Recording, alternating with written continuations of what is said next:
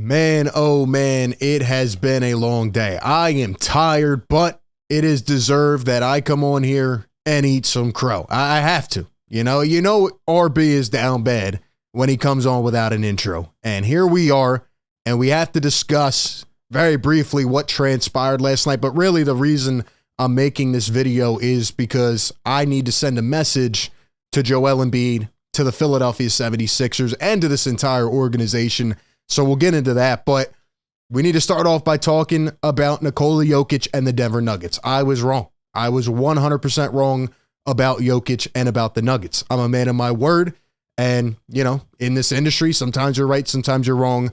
I was completely wrong because what the Denver Nuggets did was make the playoffs. They were streaking at the end of the year, and they were a little bit back and forth.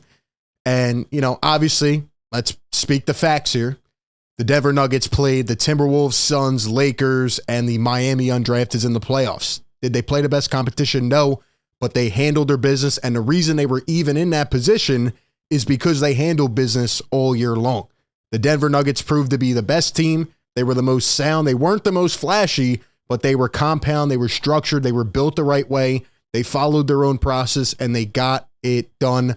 They won their first championship in their history. Congratulations to them. Nikola Jokic had one of the best playoff runs I have ever seen. I was wrong about Nikola Jokic. The Denver Nuggets are NBA champions, and Nikola Jokic is the first player in NBA history to lead the playoffs in total points, rebounds, and assists. I watched almost every single game of their playoff run. What this man did was absolutely exceptional. Now, I never said he was a bad player. I never said he didn't do great things. Nothing of that nature ever came out of my mouth. But what I will say is that I thought some of the advanced metrics, some of those, advanced stats were a little bit over the top. I thought they were a bit exaggerated, but man, I mean, he is an incredible player. And I still believe Joel Embiid deserved the MVP because of the defensive side of the ball, because of, how great of a season he had. Maybe Jokic was better this year. Joel Embiid should have an MVP on his resume, and he does. Over the last couple years, seeing them two go at it has been incredible. But I think these playoffs established a boundary line. I think we all saw it right in front of our face. There is a defined line between the games of Nikola Jokic and Joel Embiid. Like, Jokic is on a level of greatness that not a lot of people are used to seeing, especially in the modern day, with a center leading the charge like that. But the fact of the matter, like Aaron Gordon said last night, is that he's a point center. This guy, what he's able to do is unbelievable. And, they were drawing at each other a little bit. I mean, they were always respectful at the end of the year, but there was a lot of commotion. There was a lot of discourse. In fact, it got very toxic. I don't think I ever had a problem with Jokic, the player. It was more so the Nugget fan base and the way that their media were treating things. We're Sixer fans in on it too, sure. But Nikola Jokic, he talked the talk and he walked the walk. He backed it up, and the Nuggets just went, smooth like butter through these playoffs, and they took everybody out. And now, when you look at some of the other competitors, Joel Embiid, it's your time, man. Like, this message is for you. You saw Giannis get better over the years, go and win an MVP, go and win a championship. You saw Jokic get better over the years from being a second-round pick, win an MVP, win multiple MVPs, win a championship. Now it's your turn, man. You got the MVP. You did everything else. You got better. You've averaged 30 plus over the last 2 years. None of that matters anymore. You have to now raise your own level. You now need to live up to that bar, the standard that has been set, because a couple of your peers, some of the best in the game, have done it. They have hit the finish line, but you have not yet. You have not hit anything past the second round. You have not sniffed the conference finals, and Sixer fans are frustrated because when you look at a team like the Denver Nuggets, who's been building this for about 5, 6, 7 years, they build it the right way. They stuck with their pieces, and meanwhile, the Sixers have been, trusting the process for 10 years, and nothing amounted from it. Sixer fans have every right to be pissed. These playoffs were the first time that I can say I was truly upset with Joel Embiid. He's still my guy. He's still beloved in this city. We're still going to support him. But the way he came out in that Game 7, going 5 for 18, the way he got outscored by Tobias Harris, same thing with James Harden, who went 3 for 11 in a must-win game. They got outscored by Tobias Harris. They didn't look like they cared. After the game, the body language almost felt like it was, what it was. Like, where was that intensity? Where was that frustration at? I didn't see it, and it really, really pissed off a lot of Sixer fans. Joel needs to look at this. I hope he soaked it all in last night. I hope he saw Jokic, representing his city, representing Denver, holding that championship trophy. Jokic won Finals MVP. All right, he wasn't worried about the regular season MVP, and a lot of us, including myself, were wrong in terms of what Jokic brings to the table.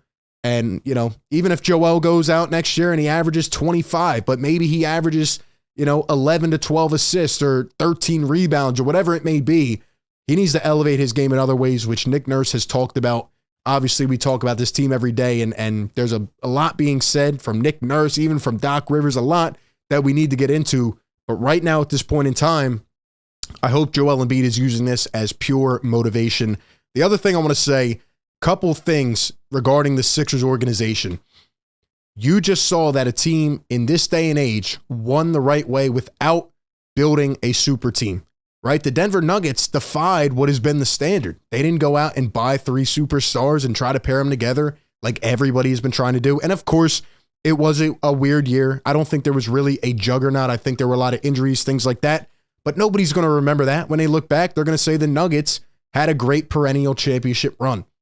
And the Sixers need to find a way to build through the draft. They need to find draft capital, and they need to finally hit on some picks. You look at Nikola Jokic, a second-round pick. You look at Jamal Murray. Yeah, he was a first-round lottery pick, but he was hurt. He had an awful, gruesome injury. He was out more than a year. They stuck with him. Michael Porter Jr. had multiple surgeries that were devastating. You never knew if he was going to come back and be the same player. They stuck with him. The Nuggets didn't go out. They didn't acquire these over-the-top players the last year or two. They signed Bruce Brown, right? They trade for KCP. They acquire Aaron Gordon. Like, all of those moves at the time, nobody really thought those were quality moves, but those were the little marginal pieces that got them over the top. Guys like Aaron Gordon, he believed in his role. He bought into his role, and I think that says a lot. One thing I saw watching the Nuggets in these playoffs is that they had no egos at all. There was no ego whatsoever. Everybody played a specific role, and they bought into it. Obviously, Jokic and Murray, the superstars, win you the championship, and their chemistry was great. But they had every single type of role piece that you need. The athletic rebounder, the defender, right? The spot up in the corner guy that can knock down threes consistently. The Bruce Brown type that you can just put him on the floor anywhere, and he can do a little bit of everything. They had those types of ancillary pieces. And really, the Sixers, Daryl Morey, Elton Brand, they need to replicate this style of building a team. And it's what the Sixers have needed for a long time. Obviously, they need to clear some of these bad contracts, but man, it is cool seeing the Nuggets build that way, sticking together. That's like my last thing. They didn't give up in the signs of adversity. They could have blew it up a year or two ago. Jamal Murray got injured. They could have said, all right, you're gone. He even said that last night. Nah, they stuck with it. Michael Malone could have been fired. They stuck with them. And maybe it, just goes to show sometimes in the face of adversity, keeping things together for a little bit longer, not letting Jimmy Butler walk or not letting this guy or that guy go, maybe it could prove to be beneficial. At the end of the day, Sixer fans everywhere need to eat crow, and Joel Embiid needs to get better, and he needs to get a lot better. And you look at what Giannis and Jokic did, from winning MVPs and not winning the championship, then to the next year, elevating their play and becoming NBA champions. Like, Giannis has done it. Jokic has done it. Joel, all eyes are on you, my guy. Spotlight's on you. Sixers, spotlight is on you. Who are you going to get better? When are you going to get past that threshold? This was very eye-opening for a lot of people. And again, I never downplayed Jokic. I never said he was a bad player or anything like that. But the way that he elevated and led his team in these playoffs, it was sensational.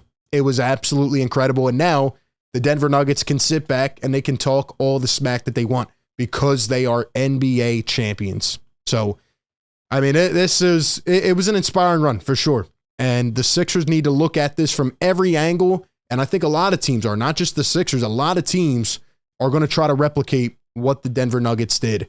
And let me tell you something, the Denver Nuggets don't have anybody going anywhere soon. Maybe then, other than Bruce Brown, like, they have the core together. So who knows how scary they can be. Sixers, it's your turn.